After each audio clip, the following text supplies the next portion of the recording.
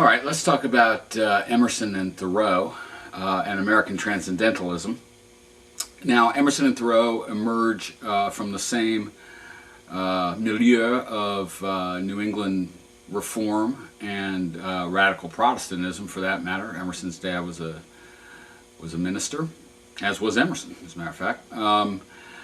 But they retain many of the basic ideas, and in fact many of their ideas very, very similar to Garrison or to Rogers, but and they supported all the reform movements of that era, including, you know, abolitionism, feminism, the peace movement, and so on.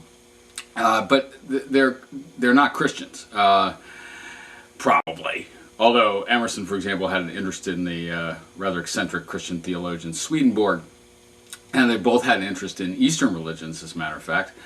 But they were probably pantheists in some sense. They're a little reticent about all of this, but in some ways, nature performs a function for them that that God performs for, say, Garrison or Rogers. Now, I read them both as anarchists, and perhaps this is, again, they're a little reticent on this, even in the central text of their political philosophies, but I think this is a plausible reading. One thing I should say is that Emerson and Thoreau, for my money, are two of the greatest American literary figures, and probably the two greatest American philosophers. And it's astounding in a way that they were also best friends.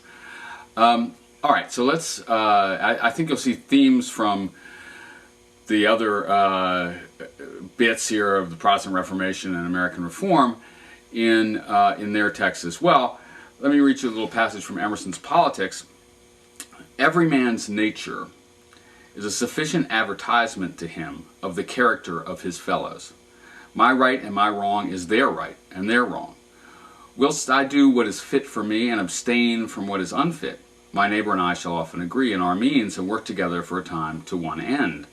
But whenever I find my dominion over myself not sufficient for me, and undertake the direction of him also, I overstep the truth and come into false relations with him. I may have so much more skill or strength than he, that he cannot express adequately his sense of wrong, but it is a lie, and hurts like a lie, both him and me.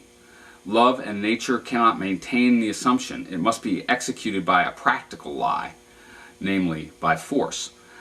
Now, I think you see, first of all, that this is a radical individualism, but it's also a philosophy of profound connection, a morality that rests on empathy.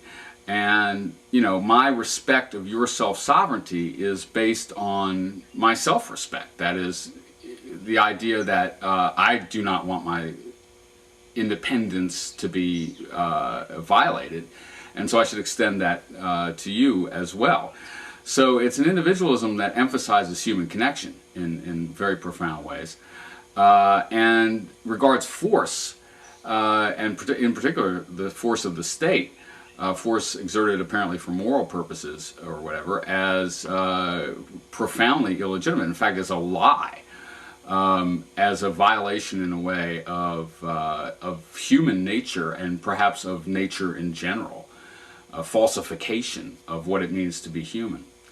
It's a very interesting position.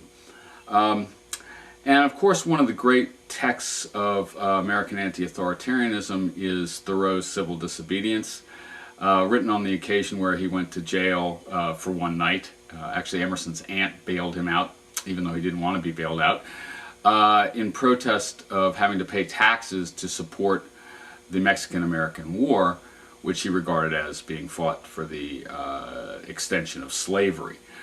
I mean, this is, as I say, a classic text, obviously, and so let me read you a passage from Civil Disobedience.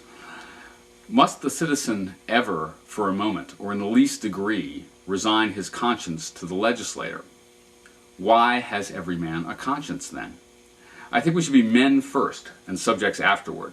It is not desirable to cultivate a respect for the law so much as for the right. The only obligation which I have a right to assume is to do at any time what I think is right. Law never made man a whit more just, made men a whit more just, and by means of their respect for it, even the well-disposed are daily made the agents of injustice.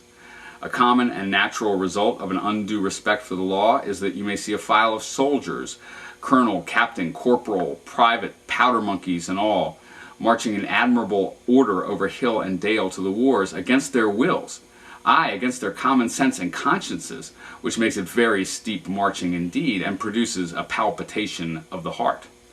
They have no doubt that it is a damnable business in which they are concerned. They're all peaceably inclined. Now, what are they? Men at all? Visit the Navy Yard and behold a Marine, such a man as the American government can make, or such as it can make a man with its black arts, a mere shadow and reminiscence of humanity, a man laid out, alive and standing, and already, as one may say, buried under arms with funeral accompaniment. And again, I mean, what we see here is a theme developed since the Reformation, that the ultimate moral authority is the individual conscience, here in some way fundamentally detached from the idea that this conscience comes directly from God, and perhaps attached to an idea of the natural world.